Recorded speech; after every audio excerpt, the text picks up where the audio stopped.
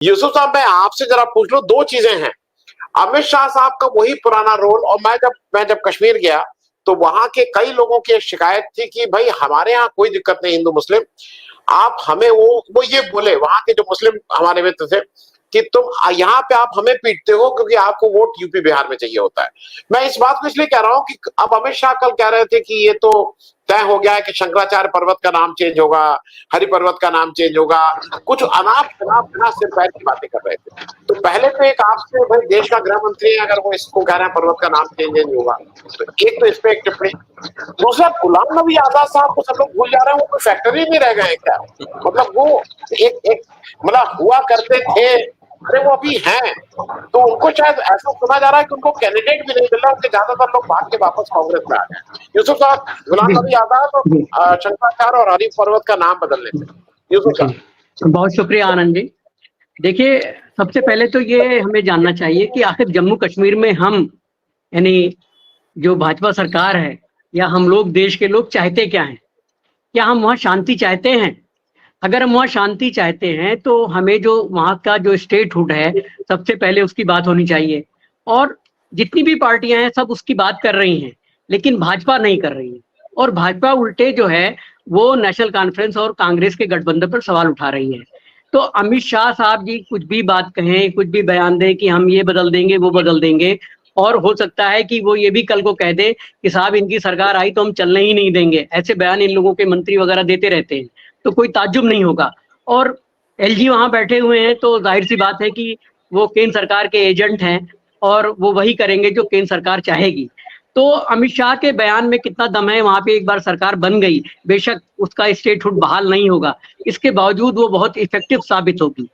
हाल ही में समदीश भाटिया एक हैं, यूट्यूबर हैं, बहुत अच्छे कार्यक्रम करते हैं, तो उन्होंने जम्मू कश्मीर पे एक कार्यक्रम किया था जो मैंने बहुत गौर से देखा।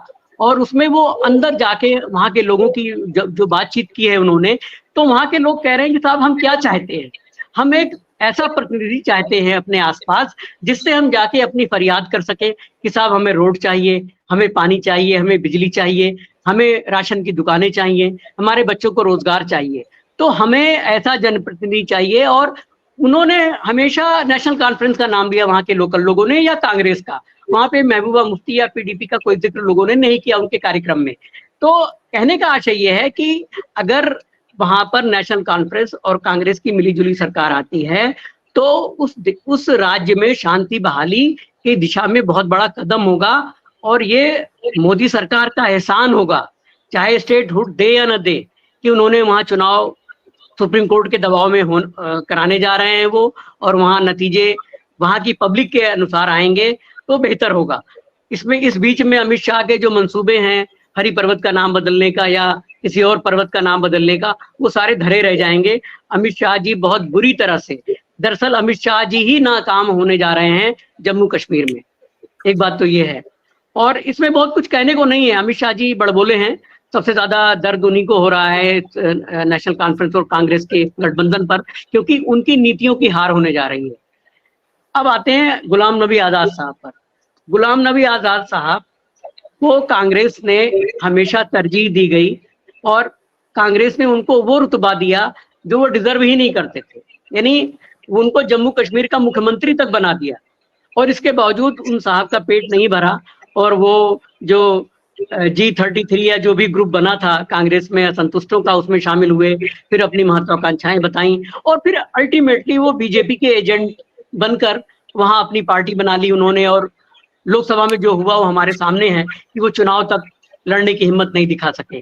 तो गुलाम नबी आजाद आउटडेटेड हैं और अब उनकी वापसी जो है, जिस राज्य में जनता मान ले कि साहब ये तो बीजेपी का एजेंट है या ये सरकार का एजेंट है, उसका जो पुनर्जीवन जो है वो कभी संभव नहीं है। जिस तरह से यूपी की पॉलिटिक्स में कभी भी मायावती या मुलायम सिंह को खारिज नहीं किया गया, उस तरह से जम्मू कश्मीर में वो नियम लागू नहीं होता है। यहाँ पर आप जब आसानी से गुलाम नबी आजाद को खारिज कर दीजिए, वो नेपथ्य में जा चुके हैं, वो अब किसी भी तरह का मटेरियल नहीं रह गए हैं। यहाँ तक कि उनको अगर जम्मू कश्मीर में गुलाम नबी आजाद साहब जाके हाथ जोड़े, माफी मांगे वहां के लोगों से कि मैंने गलत बयानी की है, मैं बीजेपी का आदमी नहीं हूं, तो भी उस बात को लोग स्वीकार करने को तैयार नहीं है, क्योंकि उनके सारे एक्शन ये बता रहे हैं कि वो बीजेपी के लिए काम कर रहे हैं या बीजेपी के बी टीम के रूप में काम कर रहे हैं। और लोकसभा चुनाव में ऐसा दिखाई भी दिया था। तो स्पेंड फोर्स मान लीजिए गुलाम नबी आजाद को, उनकी वापसी असंभव लगती है। यूनुस साहब, जरा मैं एक चीज आपसे समझ लूं, वहां पे जो बीजेपी ने अपना फेस बना के भेजा गया है वो राम माधव जी को भेजा गया है। मतलब ऐसा कुछ अजीब सा था इत्तेफाक कि जिस दिन राम माधव जी पहुंचे उसी दिन राहुल गांधी और खड़गे साहब पहुंचे। राम माधव जी का जो स्पेशलाइजेशन, जैसा सतपाल मलिक साहब ने कहा था, वो लेन देन में बहुत अच्छे एक्सपर्ट हो गए हैं। वो पहले आरएसएस के, मतलब एक समय मैं भी उनको काफी जानता था, हम लोग मिलते थे, लेकिन वो अब लेन देन के एक्सपर्ट है। और खास करके अंबानी जी की फाइल बगल में दबा के उसको कैसे पास किया जाए, इसके लिए सतपाल मलिक जी क्या भी दौड़ते थे। तो उनका रोल तो ऐसा लगता है मुख्य रूप से पैसा लेन देन के ही चक्कर में वहां भेजे गए, बाकी तो मुझे उनके पास कोई और वो नहीं लगती। लेकिन साथ में मैं एक चीज और आपसे पूछ लूं, आपको नहीं लगता है कि अब लद्दाख वाले जो हैं, इसको बीजेपी अपना घर का मानता था, पिछली बार चौथे नंबर पे आया 2024 के लोकसभा इलेक्शन में, वो और बीजेपी से एलिनेट होंगे, उनको लगेगा बीजेपी ने उनके साथ और गड़बड़ किया। जलील साहब ने पिछली बार पूछा था, उन्होंने कहा था अलग तो वो हुए हैं, लेकिन आज कहीं ना कहीं वो मन में एक कशिश तो है ना कि यहाँ चुनाव हो रहा है, वो तो चुनाव से भी बात। यूसुफ साहब, देखिए साहब, राम माधव हो या कोई भी XYZ हो, कश्मीर में जो पॉलिटिक्स है या जो ताना बाना है वो बड़ा कॉम्प्लेक्स है। और वहाँ पे निश्चित रूप से देश के तमाम जो धन पशु हैं उनकी नजरें हैं वहाँ पे, खनिज संपदाओं पर और तमाम चीजों पर, और वो चाहते हैं वहाँ धंधा पानी करना। लेकिन वो धन पशु जो है वहाँ जो पब्लिक है वो उसको बेकार कर देती है। यानी वहाँ की पब्लिक जो है उन धन पशुओं को कभी वहाँ हाथ भी नहीं लगाने देगी, चाहे वो श्रीनगर का ये इलाका हो, चाहे वो और दूर दराज के इलाके हों। तो कहने का आशय है कि राम माधव जी फाइल लेकर जरूर घूमेंगे वहाँ, लेकिन उनकी दाल नहीं गलेगी, चाहे वो सरकार किसी की भी आए, और यहाँ तक कि बीजेपी की प्रॉक्सी सरकार आ जाए। यानी प्रॉक्सी सरकार का मतलब है कि बीजेपी जुगाड़ पानी से अपने 10, 20, 50, 100 लोगों को खरीद करके सरकार बना ले जबरन। और जैसा कि मीनू जी ने कहा था कि ईवीएम से वहाँ चुनाव होने जा रहा है, वो भी आशंका जताई है।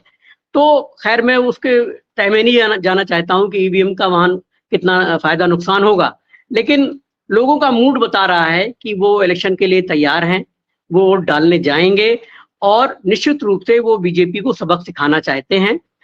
अगर ये स्टेटमेंट कांग्रेस से एनसी का समझौता होने से पहले आ चुका है उमर अब्दुल्ला का, कि ये चुनाव धारा 370 हटाने वालों के लिए हम सबसे पहले निंदा प्रस्ताव पारित करेंगे, सरकार का पहला काम होगा।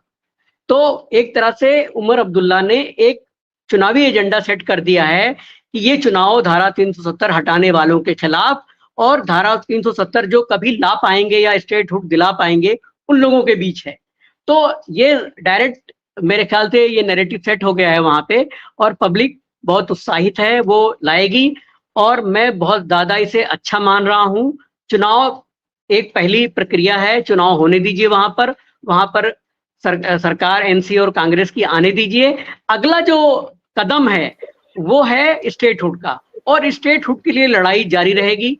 वो चाहे सुप्रीम कोर्ट के माध्यम से लड़ी जाए, चाहे जन आंदोलन या सिविल सोसाइटी वहां की खड़ी हो जो मांग करे कि हम स्टेटहुड चाहते हैं, तो सरकार बनने के तुरंत बाद ये लड़ाई शुरू हो जाएगी स्टेटहुड की। तो ये बहुत अच्छा संकेत है। और जम्मू कश्मीर ने लंबे समय तक आतंकवाद झेला है और झेल रहे हैं वो लोग, उससे बाहर निकलने का एकमात्र रास्ता चुनाव है, उसके स्टेटहुड की वापसी है। लोगों को समझ में आएगा, जब बिजनेस वहां खड़ा हो जाएगा, टूरिस्ट जाने और भारी संख्या में जाने लगेंगे, माहौल पुरसुकून हो जाएगा। तो जम्मू कश्मीर में हम एक सुखद, इस चुनाव के जरिए एक सुखद शुरुआत देख रहे हैं और चाह रहे हैं कि ऐसा हो। बाकी अब फिर से गुलाम नबी आजाद के बारे में जिक्र करना या किसी और राम माधव जैसे लोगों का जिक्र करना, मुझे लगता है ये कश्मीर के लोगों की तौहीन है। ये आउटडेटेड लोग हैं, ये इनको बाकायदा दफन कर देना चाहिए। मतलब उस तरह से नहीं दफन करना, बल्कि इनको राजनीतिक रूप से दफन ये हो जाएंगे अपने आप इस चुनाव के बाद। और राम माधव जी जितने चाहें इंडियन एक्सप्रेस के लिए आर्टिकल लिख लें, उनके पास और समय निकलेगा आर्टिकल लिखने के लिए कि कैसे हमारी सरकार बनते बनते रह गई, या किस तरह से प्रॉक्सी गवर्नमेंट नहीं वहां बन पाई। तमाम उनके पास मुद्दा होगा, एजेंडा होगा लिखने के लिए। इंडियन एक्सप्रेस पे लिखे वो और एक्सप्रेस छापे उनको। तो कहने का आशय ये है कि ये चुनाव बहुत सुखद शुरुआत है।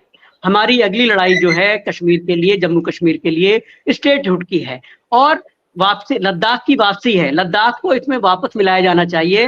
करगिल लद्दाख के लोग चाहते हैं कि हम जम्मू कश्मीर के साथ ही रहें। तो ये सारे मुद्दे हैं जो चुनाव के बाद लड़े जाएंगे, खड़े किए जाएंगे और इन पर बहस होगी। आनंद जी। किरमानी साहब, एक बात मैं पूछना चाहता हूं आपसे कि फर्ज कीजिए कि नेशनल कॉन्फ्रेंस और कांग्रेस की सरकार बन गई। अब वहां पे नेशनल कॉन्फ्रेंस की पहलकदमी से ये बात उठी कि चलिए वो प्रस्ताव पास, निंदा प्रस्ताव पास किया जाए, धारा 370-35 से हटाने वालों के खिलाफ एक निंदा प्रस्ताव लाया जाए। वहां पे इस तरह का सीन मान लो बनता हो, इसके बारे में हम लोग कल्पना करें वहां विधानसभा में इस तरह का नजारा बन रहा है। ऐसी स्थिति में कांग्रेस की दुविधाएं क्या होंगी वहां पर? कांग्रेस अपनी दुविधाओं का मुकाबला किस तरह करेगी, और फिर वो कांग्रेस राष्ट्रीय स्तर पर क्या बात लेके जाएगी? जी, जो बात मैं नहीं कह सका मैं कह सकता हूं, वो ये है कि कांग्रेस धारा 370 पर हमेशा एक मतलब कोई स्टैंड ले ही नहीं पाई कि वो विरोध में है कि इसके पक्ष में है। और ये बहुत बुरी चीज है, बहुत गलत चीज है। आप खुलकर विरोध कीजिए, आप खुलकर कहिए कि जम्मू कश्मीर का जो हक है वो उसे मिलना चाहिए। जब आप नागालैंड के झंडे को तस्लीम कर सकते हैं, नागालैंड का झंडा जो अलग है वहां के ग्रुप से आप समझौता कर सकती है बीजेपी, और अमित शाह जी बैठकर उस पर साइन कर सकते हैं। मणिपुर के तमाम ग्रुप से आप समझौता कर सकते हैं, अलग झंडे और अलग झंडे वालों से, जो नागालैंड में आपने किया, आपने असम के तमाम ग्रुप से किया। तो जम्मू कश्मीर में क्या दर्द हो रहा है? जम्मू कश्मीर में ऐसी क्या चीज है? वहां का अगर झंडा अलग होगा या वहां की कुछ चीजें अलग होंगी, स्वायत्तता ज्यादा होगी, तो उससे आपको क्या दिक्कत है भाई साहब? तो ये बात है कि कांग्रेस को चाहिए कि वो अपनी जम्मू कश्मीर जो नीति है उसको और क्लियर करे, और अगर वो चुनाव से पहले कर देगी तो उसके बहुत फायदे में रहेंगे और बहुत सारी सीटें घाटी में वो जीत सकती है। देखिए, जम्मू में जो स्ट्रेटजी इनकी दिखाई दे रही है एनसी और कांग्रेस की, वो ये है कि भी जम्मू में कांग्रेस लड़ेगी खुलकर और एनसी जो है घाटी में लड़ेगी। लेकिन कांग्रेस की नजर घाटी में भी है। तो अगर आप घाटी को जीतना चाहते हैं तो आपको जम्मू कश्मीर की नीति अपनी ज्यादा क्लियर करनी पड़ेगी, और आप किसी दुविधा में मत रहिए। हम जम्मू कश्मीर हमारा अपना अभिन्न अंग है, हम पहले दिन से मान रहे हैं, हमेशा मानेंगे, लेकिन हम कुछ आजादी, कुछ स्वायत्तता तो दें उन लोगों को। अगर उनके झंडे को हम तस्लीम कर लेंगे या कांग्रेस तस्लीम कर लेगी अलग झंडे को, जो वो करती रही है, तो उसमें दिक्कत क्या है? और अब करने में क्या दिक्कत है? बल्कि आप अब ज्यादा मजबूती से इस बात को कहिए कि वहां धारा 370 खत्म करने वालों के खिलाफ हम भी खड़े हैं, और हम इनको नेस्त नाबूद करना चाहते हैं। हम 35 से हटाने वालों के खिलाफ हैं। तो ये सारी बातें कांग्रेस को रखनी चाहिए। अभय जी।